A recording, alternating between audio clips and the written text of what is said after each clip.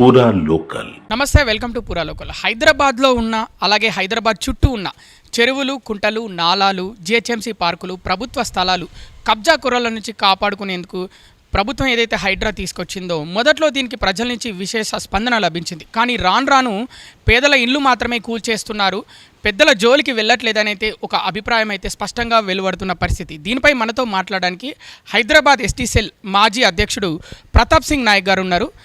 Sir నమస్తే.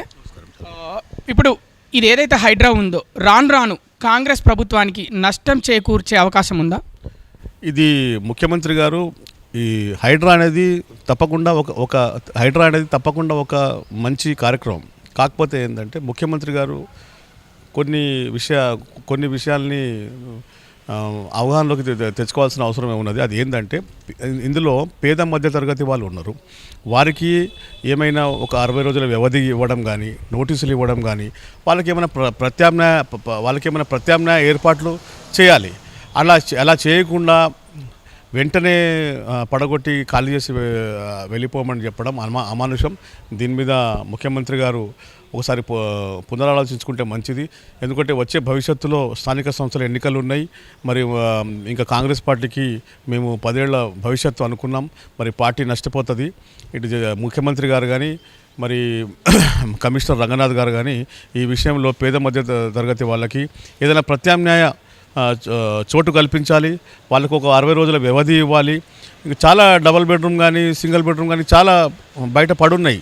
వాటికి ఏమైనా వేరే షిఫ్ట్ చేపించి వారికి ఏమైనా అవకాశం ఇవ్వాలి. ఎందుకంటే మొదటి నుంచి కాంగ్రెస్ పార్టీ అంటేనే పేదల పార్టీ.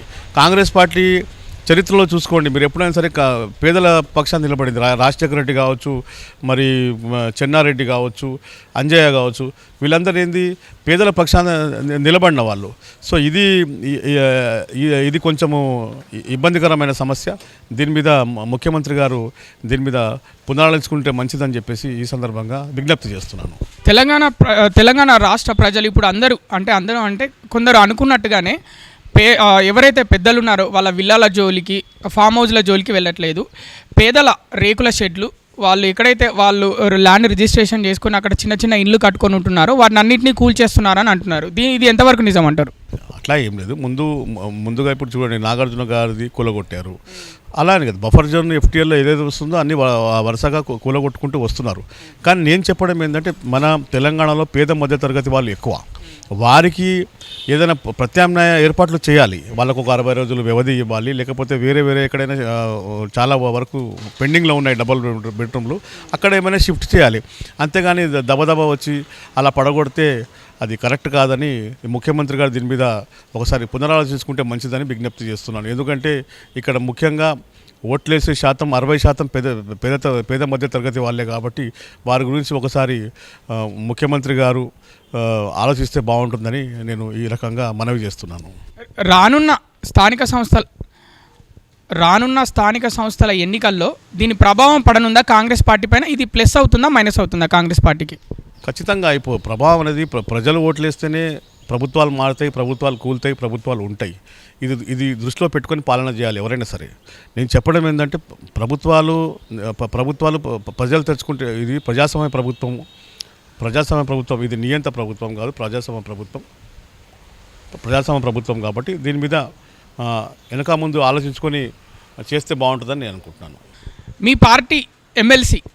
మీ పార్టీలోనే ఎమ్మెల్సీ తీన్మార్ మల్లన్న ముఖ్యమంత్రిని తీవ్రంగా విమర్శిస్తున్న పరిస్థితి, దీనిపైన మీ అభిప్రాయం?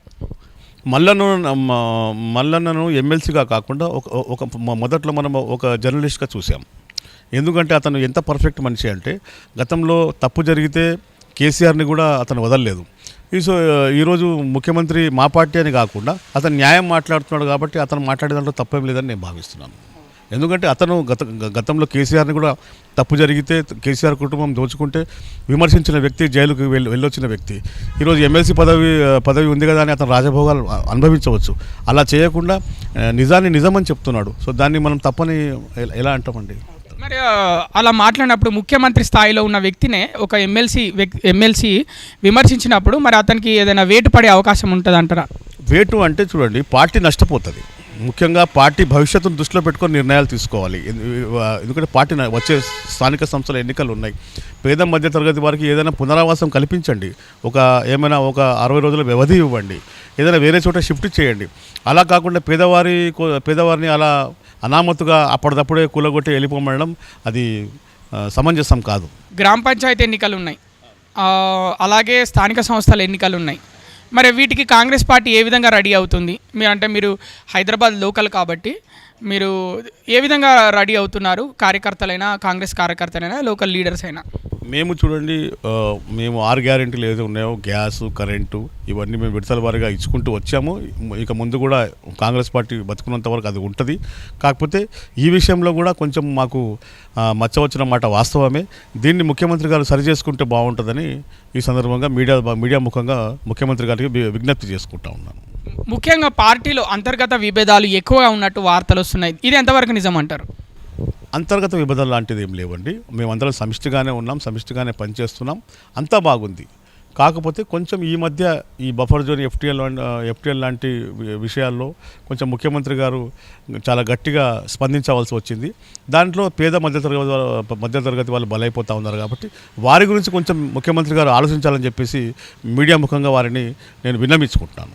పార్టీలో అంతర్గత విభేదాలు ఏం లేవు. అలాగే తీన్మార్ మల్లన్న కూడా ఏదైతే చెప్తున్నాడో, ఒకప్పుడు కేసీఆర్ పైన కూడా ముఖ్యమంత్రి స్థాయిలో ఉన్న వ్యక్తి కేసీఆర్ని కూడా ఆయన తరఫున ఏదైనా తప్పు జరిగితే నిర్మోహమాటంగా విమర్శించేవాడు. ఇప్పుడు కూడా అదే విధంగా వ్యవహరిస్తున్నాడు. మా పార్టీ వ్యక్తి అయినా అలా చెప్పడంలో పెద్దగా తప్పేం లేదనిపిస్తుంది. అలాగే ఎఫ్టీఎల్ బఫర్ జోన్లో పరిధిలో కట్టుకున్న బిల్డింగ్స్ కూల్చడంలో కొంచెం మేము కఠినంగానే వ్యవహరించిన రానున్న రోజుల్లో ఆ విషయం ప్రజలకి పూర్తిగా అర్థమవుతుంది అంటున్నారు హైదరాబాద్ ఎస్టీ సెల్ మాజీ అధ్యక్షుడు ప్రతాప్ సింగ్ నాయక్. కెమెరామెన్ సత్యతో కృష్ణబాల, పూరా లోకల్.